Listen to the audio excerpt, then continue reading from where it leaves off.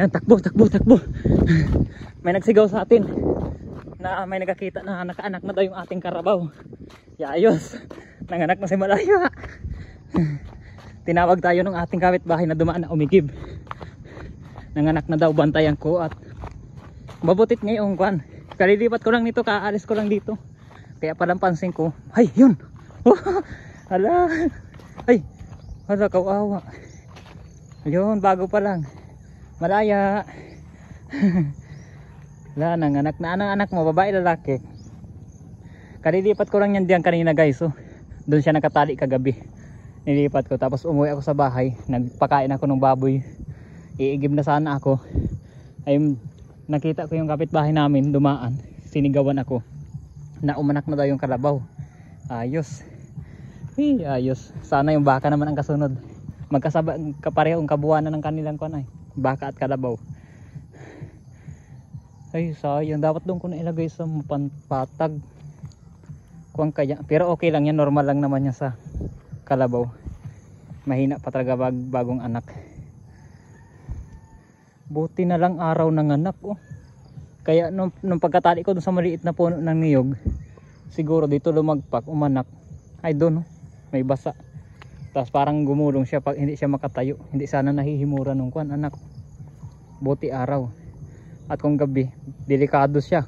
Pwedeng makuha siya ng aso. Nakakain pa ng aso kapag ganyang basa pa. Malansa pa siya.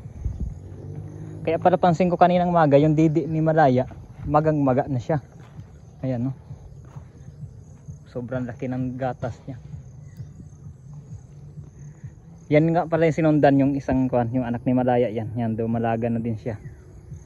Tapos meron na tayong panibago. Mga 3 months yan. 3 months itong maliit na kalabaw. Pwede na siyang maglandi. Papaasawahan na ulit natin siya para meron na ulit tayong kwan, panibagong kalabaw. Ano Malaya? Kailangan mo ba ng tulong? Tatayo ba natin yan? Pero hinihimuran pa lang niya oh. Nililinis pa lang niya yung kwan. Ayos. Thank you Lord. Ah! Dami namang baka oh. Daming bakang alpas. Pa! Oh!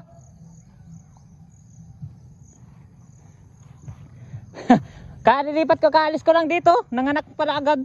Butit araw, may nakakita. Ha?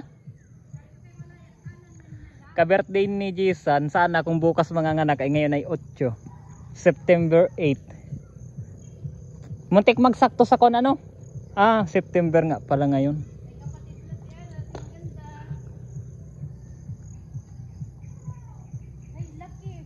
Laki nga, malaking kalabaw. Nagmana sa kanya.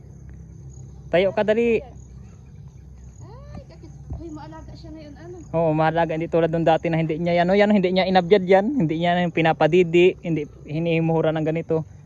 Sa awa ng Diyos, ay lumaki naman. Oh. Ngayon, pasaway na. Maganda. May bunso ka na. Magpakabait ka na. Wag mo na ako atakbuhan. Ayos. Muntik mo maging ka-birthday. Ayan, cute. Malaya. Thank you.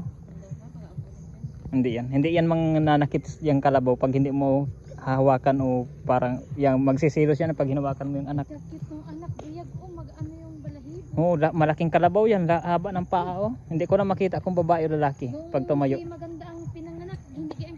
Oh, maliit yan dati nung kwan. Bansot pati yan, nabansot yan ay.